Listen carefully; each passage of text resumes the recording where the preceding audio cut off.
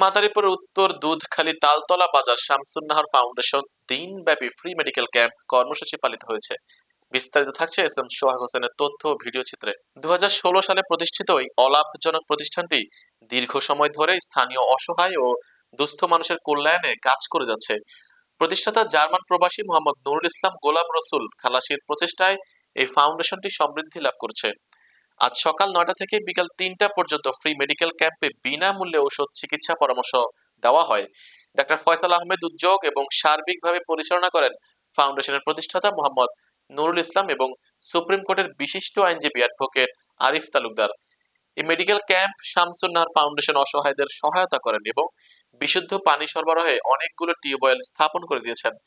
নারীদের স্বাবলম্বী করতে সেলাই প্রশিক্ষণ এবং বয়স্কদের জন্য আরবি শিক্ষার কার্যক্রমও চালু করা হয়েছে এখানে। এই এলাকার যে অসহায় মানুষ আছে, যারা এই যে পঙ্গু আছে, পঙ্গু তো বলে, যারা এদেরকে সেবা দেওয়ার জন্য, এদেরকে এই সেবা যাতে দিয়ে যাইতে পারে এই জন্য এই প্রতিষ্ঠানটা করা। এক কথায় অসহায় মানুষের সেবা দেওয়ার জন্য এই প্রতিষ্ঠান করা। এটা অসহায় তো অনেক আছে, যেমন আমি প্রায় 20টা অথবা 22টা লোকের ঘর করার জন্য আমি টাকা দিছি। তাদের পুরো ঘর দেই নেই, কিন্তু 50% আমার দেওয়া।